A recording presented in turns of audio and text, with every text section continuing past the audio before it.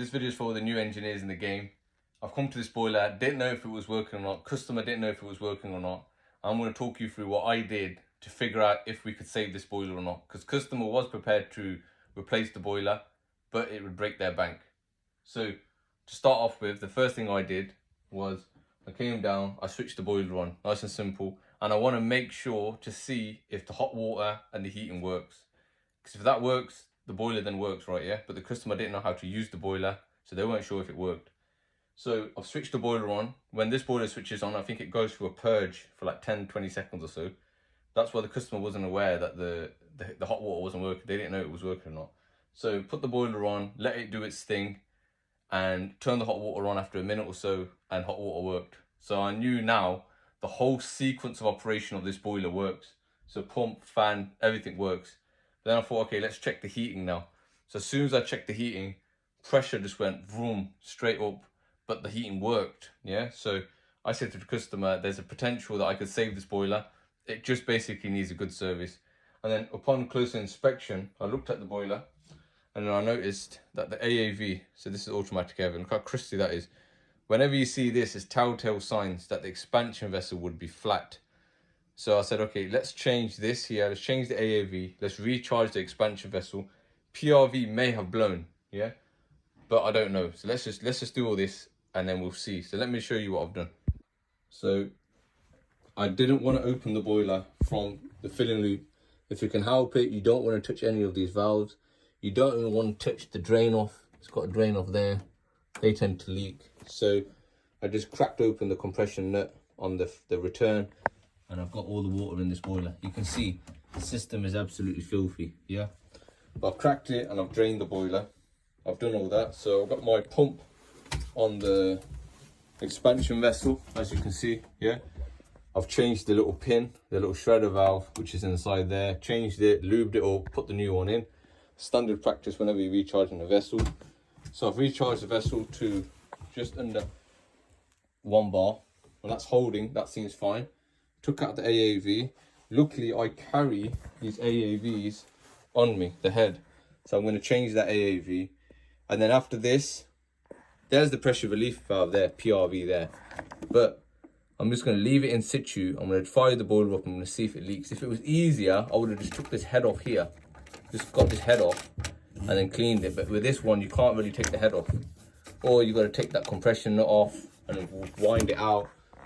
Or you've got to take that off there, cut it and do it. But it's just long-winded. So it's easier just to fire the boiler up and just see if it drips outside. So I'm just going to put everything back together now, fill the boiler back up, put the heating on and see what happens with the pressure gauge and see if we can get a few more years out of this boiler. So I carry this in the van. It's cheaper to get this whole unit than it is just to get this here.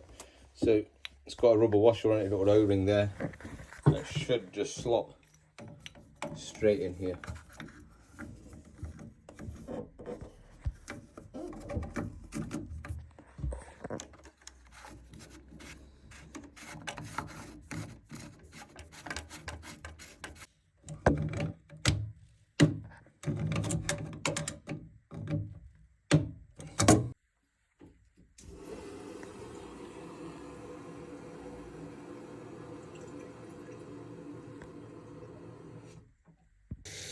So I've turned it back on, but let's open this up. You hear all that air coming out, yeah? That's why it's very important to change or clean AAVs in most boilers. Whenever the expansion vessel's flat, you'll always realise that this would be blocked or crusty, yeah?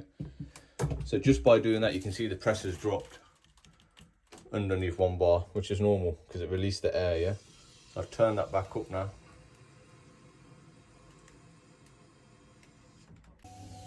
So I've just noticed here that this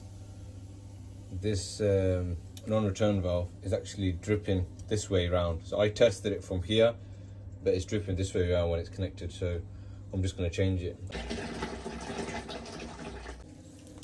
So filling loop's been changed, filled the boiler back up, yeah, and I put the heating on straight away. Now what I'm doing, I'm just doing the commissioning aspect to make sure the boiler is safe to use.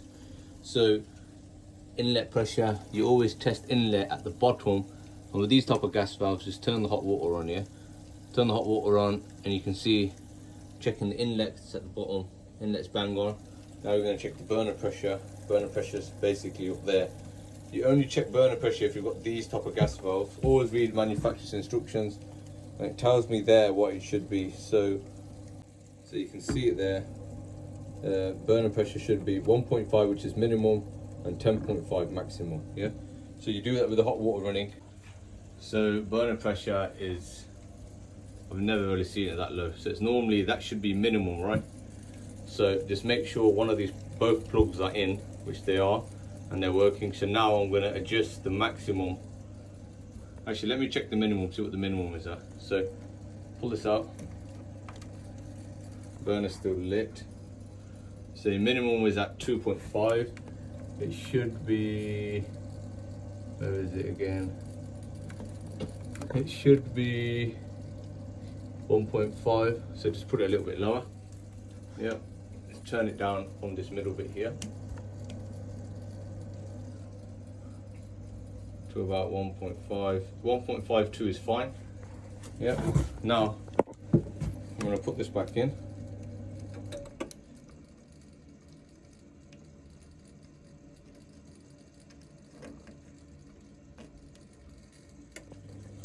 And what I need to do now is adjust the big one without turning that small one. It's quite difficult to do if you haven't got the tool for it. I've never had the tool. I always just do it.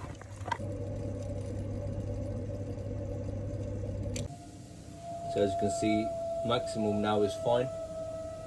And that's sorted here. So burner pressure has been set the way it should be. Just to recap here, that middle one there is for minimum and the outer one is for maximum. Put your screwdriver on that while you get your grips or spanner on that and move it around. Just don't let that middle one spin while you're adjusting maximum.